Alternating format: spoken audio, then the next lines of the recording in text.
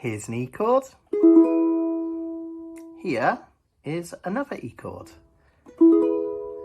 Here is another E chord. And what's this last chord? You guessed it, an E chord.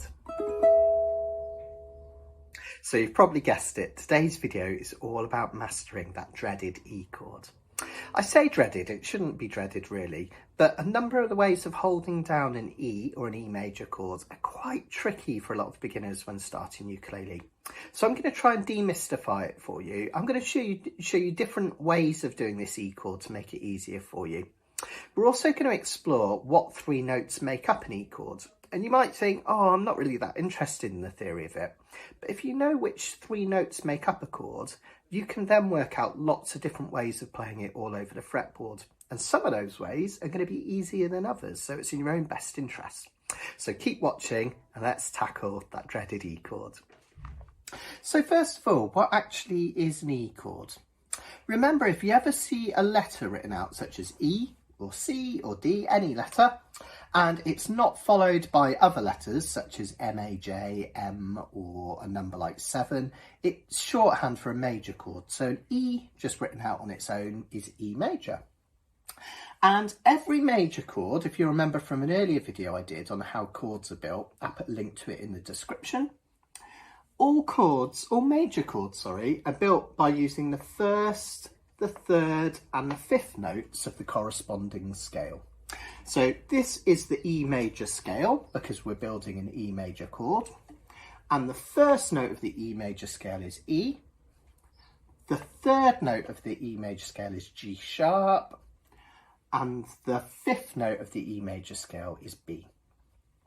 Now, to make the chord, all we need to do is make a combination on the ukulele fretboard of all of these three notes, and they can be in any order. Different orders give you something called inversions, but don't worry about that.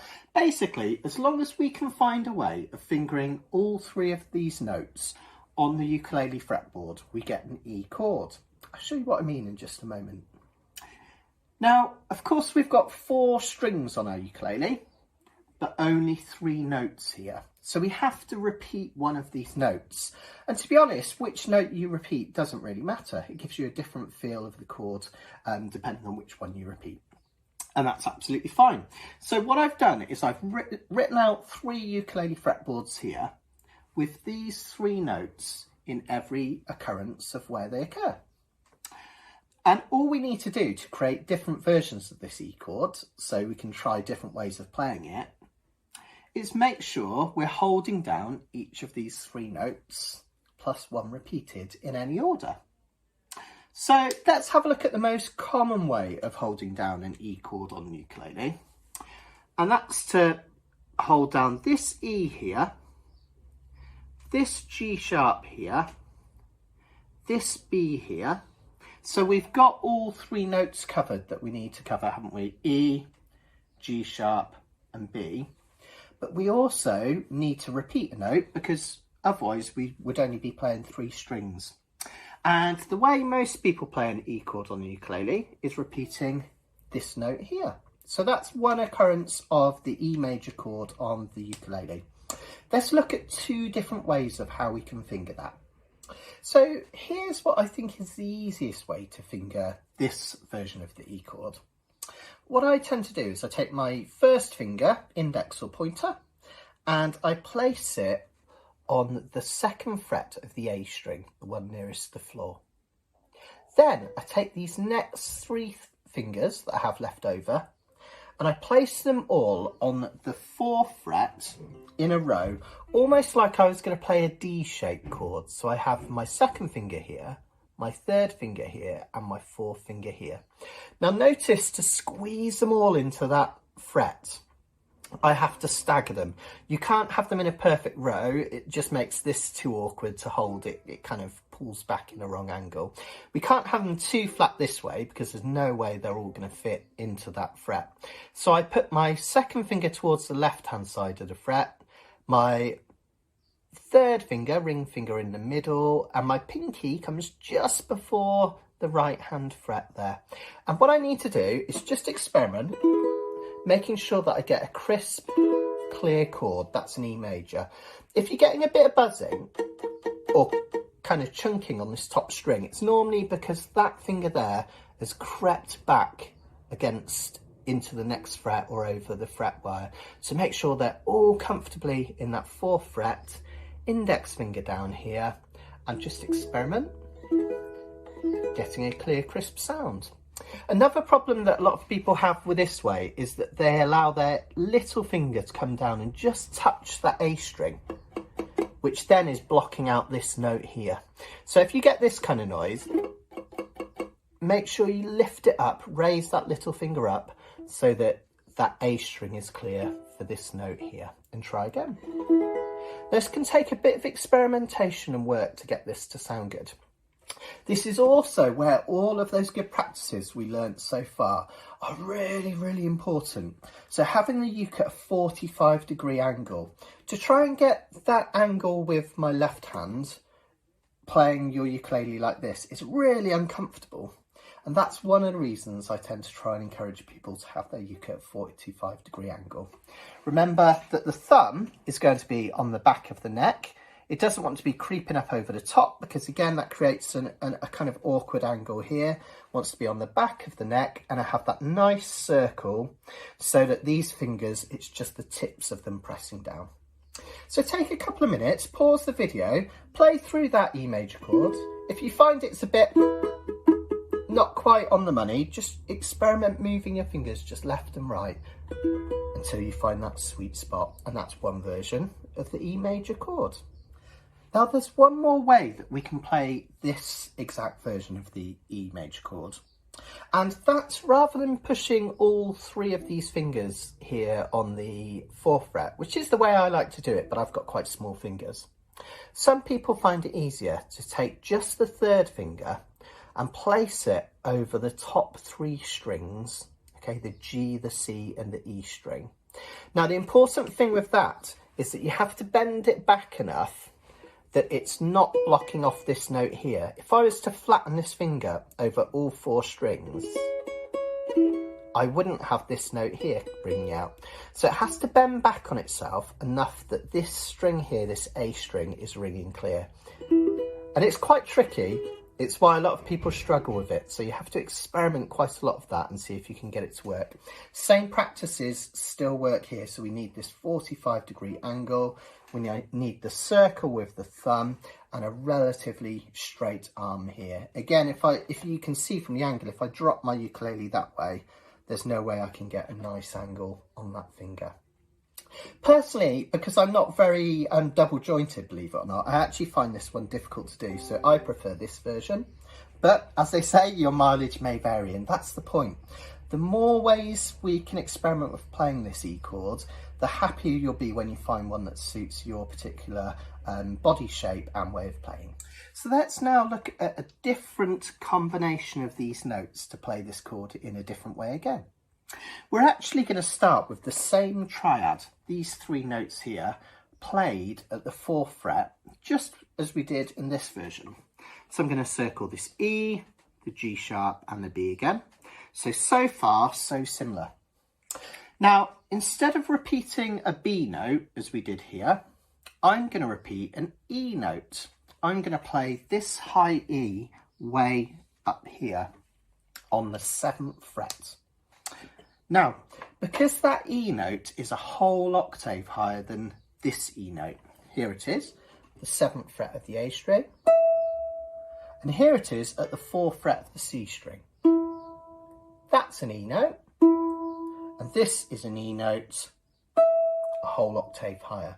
Because of that, this way of playing the chord has a real zippiness and brightness to it because of that high E note. So here's how we actually physically do it. What I want you to do is place your index finger or your pointer over the whole of the 4th fret. Now remember, the strongest part of your finger is the lowest part. So we don't want that tip just touching that G string. We want a decent amount of it showing over the top. We want that nice circle here with the thumb on the back so you can see daylight in the middle. And remember, when we're playing bar chords, we want this bar to be as close to the right hand side of the fret as possible. So we don't want it here, We want it here towards the right of that 4th fret. And then your little finger is going to come down here onto the A string, and it's going to reach across and it's going to press down towards the right hand side of the fret on this 7th fret, if you can see from the dots there. Okay, so you'll have your finger in between dots or before the dot on the 5th fret here, and this one is going to be on the dot of the 7th fret. And if we give that a strum down, a very nice bright sounding E chord. Now you might think, oh, there's only 3 fingers there. There's not showing as a dot there. But remember, this note cancels out whatever the index finger is doing. So you do bar the whole of that fret and you push down all the way. It's the easiest way to do it. And then just give that a strum. This version is really nice. It doesn't work in every song because of this very high-pitched E here. But it's really neat for a couple of reasons. The main one, I think, is that turns this chord, because it's covering all 4 strings, into a movable chord. So if this is an E major here, if we move it 2 back and keep that whole shape the same, we have a D major chord. If we move it up to an E major. And we're actually going to do that in a song in just a little while. If we moved 1 fret up from E, we would have F major. So that could be a really useful chord for moving up and down the neck. We'll discover that in a lot more detail in a later video.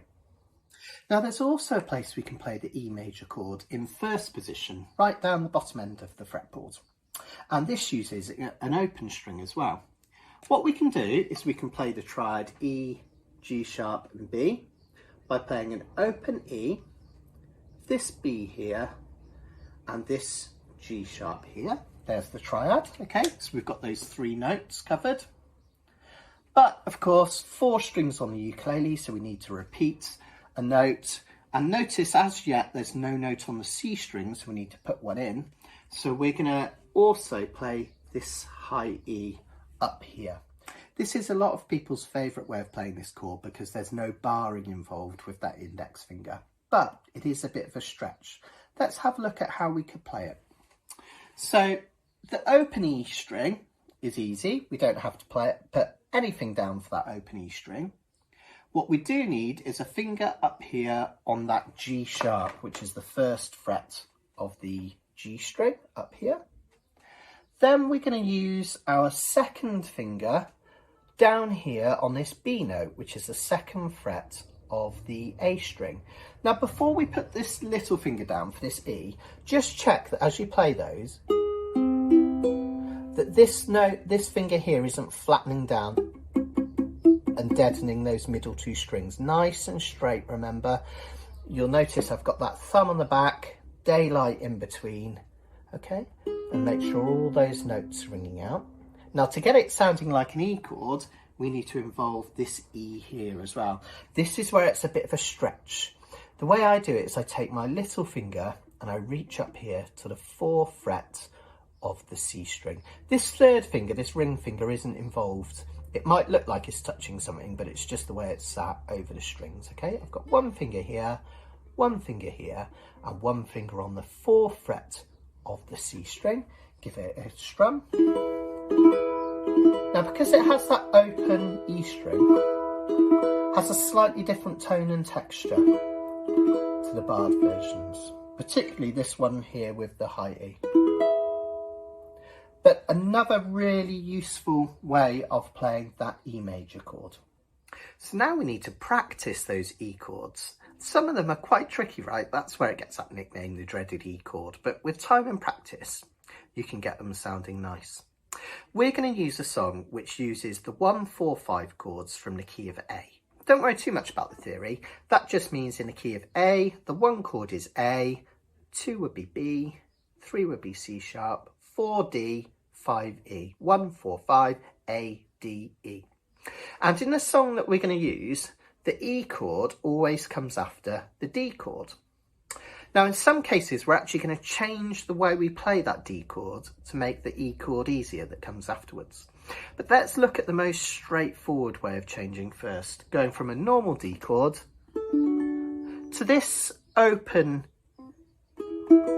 E chord here. Now, to land all 3 of those fingers down like that straight away with no practice is going to be really tricky. So as you practice this, go from playing your D major chord here and think of these fingers one at a time. Index finger comes back to this first fret, second finger down there on the second fret of the bottom string, the one nearest the floor, and then your pinky or your little finger reaches over here to the 4th fret of the C string. That gives you that nice first position E chord. So we can change from a D, first finger back, second finger down, and then reach up with that little finger. Let's do it a few times. D, 2, 3, 4, E, 2, 3, 4, D, 2, 3, 4, E. Notice I'm moving one finger at a time. Eventually you'll be able to build up that smoothness so you can get it almost straight away. What I want you to do is just pause the video and practice changing between those 2 versions of the chords and get really comfortable. Let's have a look at the next version of playing this E chord, which is to squeeze all 3 fingers, or you can do this version here. And we're squeezing all those 3 fingers into the 4th fret. And remember, this index finger or your pointer finger is playing the 2nd fret of the A string. Now, you'll notice something about this chord shape. We already have this D shape here being played up here with these 3 fingers, right? So quite often what I'll do if I'm going to use this E chord and it's coming after a D chord is when I play the D chord, I'll actually use my 2nd, 3rd and 4th fingers. There's your D chord, so rather than those 3, we're going to use those 3. That means then we can just slide those up to the 4th fret and put that index finger down and we have an E. 2, 3, 4, D, 2, 3, 4, up it goes, E, 2, 3, 4, D, back it goes, 2, 3, 4, move it up, D, E even, sorry about that. So just take your time, pause the video and practice going between this D chord here, moving up and placing your index finger down for this E chord up here. So for this final version of the E major chord, which is played by making a bar over the whole of the 4th fret and then putting our little finger down on the 7th fret of the A string. Now this one, we don't want to be coming all the way from this 3-finger D down here to then be going to a bar and your little finger up here. I mean, you can do it, but it's quite a big change, isn't it? Now there's something cool, remember I mentioned earlier about this E chord. If we take that exact shape back 2 frets, that is a D major chord. So just like there are lots of versions of an E chord, it's the same for every chord. As long as you're playing the right 3 notes of the chord, you can mix them up in all different ways so that you get different shapes. So believe it or not, by covering the whole of the 2nd fret of my index finger and my little finger on the 5th fret, that's a D major chord. And then to change that to an E, all I have to do is move it up twice. And that gives me an E chord. So practice playing that chord down at the 2nd and 5th frets. And then moving everything up 2 frets higher for an E. We have a D, 2, 3, 4, E. Now what some people find is when they push down too hard on these chords, when they try moving them up, their fingers kind of squeeze together and they come out of the shape. So as you finish this D chord and you move up, keep your fingers on the strings, but take the tension out as you move up. Then they'll slide up in exactly the right position and you put the tension back down, you relieve the tension, bring it back, press, same in reverse, relieve the tension, move it up, press, and you'll get a nice clean chord. So practice changing between this D chord and this E chord, pause the video and come back when you're ready and you've mastered it. So for this first version of the song, just to learn it, what I want you to do is pick whichever version of D to the E chord you find most easy for now. Okay, normally for most people they find one easier than others. Later on I want you to experiment with mixing up the versions so you can get used to each one, but just so we can learn the song, let's pick the easiest. Now for me, that's going from this D here, which is barring the whole of the 2nd fret and little finger on the 5th, and just moving it up to that E. Okay. And the structure of the song is the same 3 chords over and over with one exception. So we have an A chord for 2 measures. 1, 2, 3, 4. 1, 2, 3, 4. Then we have a D chord for 1 measure. 1, 2, 3, 4. And an E chord for 1 measure. 1, 2, 3, 4. And that just goes round and round and round with one exception, which I'll show you in a minute. So let's practice that slowly. I'm just doing a simple down and up strum. You can do whichever strum you find most comfortable with this. It's all about those chord changes. If you find it easier, even just simple down strums is fine. So let's give it a go. You'll soon get an idea of what I'm on about after watching it through once, okay? 1, 2, 3, 4, A, 2, and D, and E, and we go again. A, and 2, and a D, and an E. Just keep that going. The tide is high, but I'm holding on. I'm gonna be your number 1. This pattern is used for loads and loads of songs. Another famous version is Stir It Up by Bob Marley. So I can play the same chords. Stir it up, little darling, stir it up.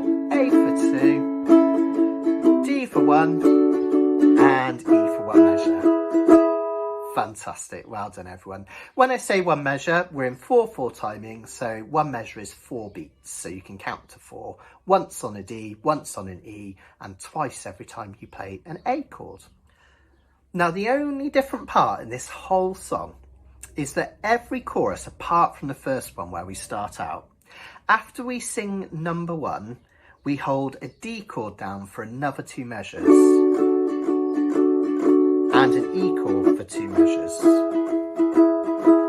Okay, so the rest of the chorus is just that pattern through twice, and then we play a D and an E. I'll show you what I mean.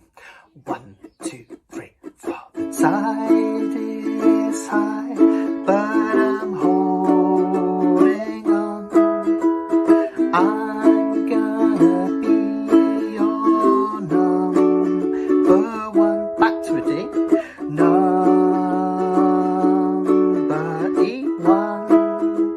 Do that again, D, number 1. And we're back to our original pattern. Every girl wants you to be her man, etc, etc. Let's give it a go. What I'm going to do is I'm going to play this song all of the way through so you can practice along. Remember, it's the same chords over and over, apart from the chorus where we have the extra D and E. What I want you to do this first time is, as I say, choose whichever chords, or whichever chord shapes rather, sorry, you feel most comfortable with. So for me, that's this barred D to this barred E. You might find it's this D to this E here. And I want you to just do that round and round to get really comfortable with the changes.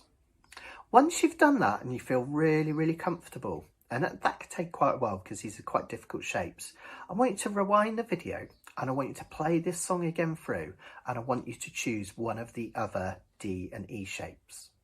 Once you've got that, you can guess what comes next. I want you to try the third D to E shape, whichever one you haven't done so far.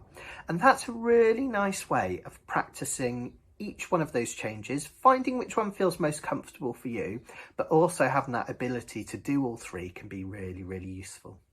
And one of the things that I like to do is to actually play one version of the D to E chord for a verse and a different version for the chorus. And that kind of mixes it up and keeps it interesting for you and the listener. Just for now though, I'm going to play the same chord shapes again and again to keep it really, really consistent, so that therefore you can practice over the top using the different ones when you want to. Okay, the chords will be on the screen. Let's give it a go after 4. I'm going to do a chorus as normal, then a verse, then a chorus with that extra D and E, another verse, another chorus with that D and E, another verse, and then a chorus where we're just going to keep those chords going again and again without the extra D and E. You'll soon get an idea and the chords will be on the screen. Here we go. 1, 2, 3, 4.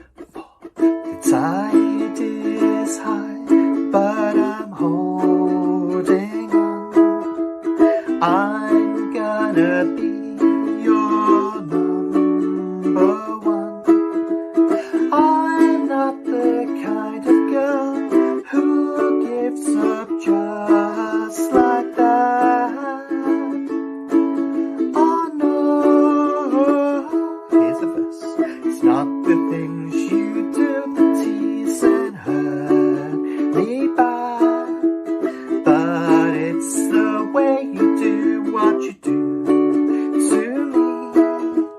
I'm not the kind of girl who gives up just like that.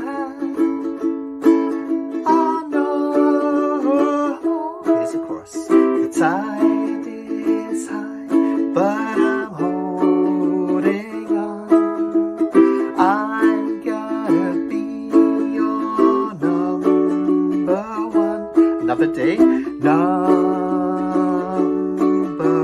one. And me. Do that again. D. Number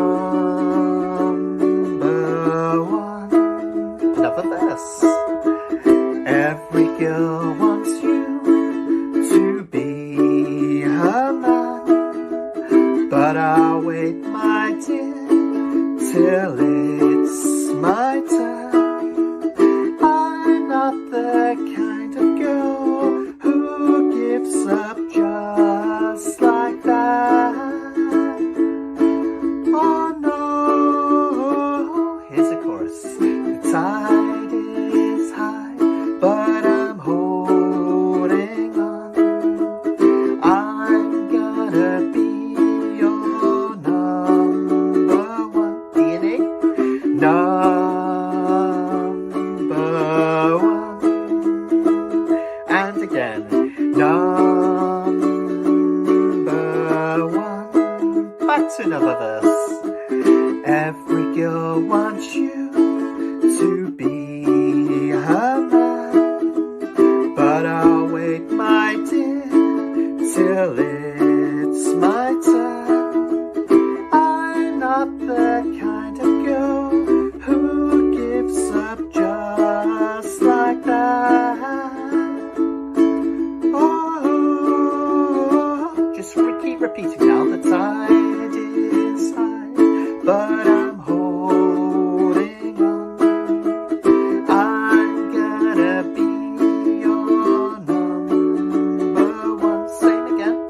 The tide is high, but I'm holding on. I'm gonna be your number one. And let's finish on the one chord, an A major.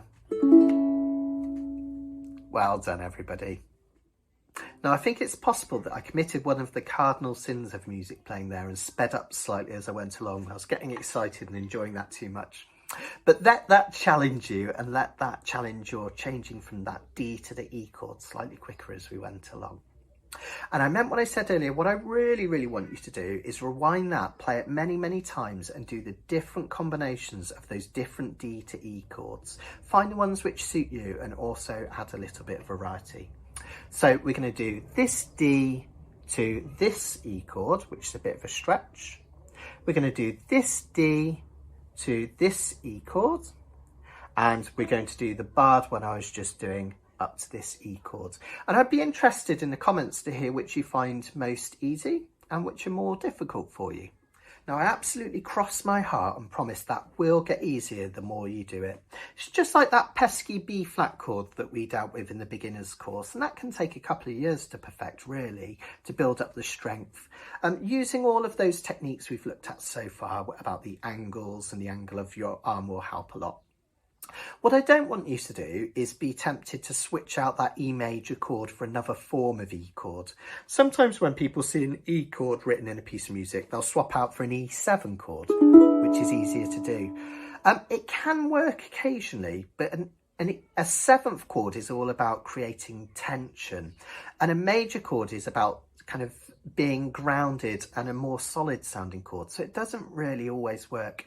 And certainly never change an E major for an E minor, because an E minor chord is all about creating sadness, whereas the major chord is generally a happier, more solid sounding chord. So don't be tempted to switch them out. We've got different versions of the E major chord you can try until you find one that's most comfortable for you. And one last reminder, try mixing it up. It's really nice to try one form of E chord in the verses and another in the chorus. It's another way of adding dynamics and interest to your playing, which I think is a really good thing to do.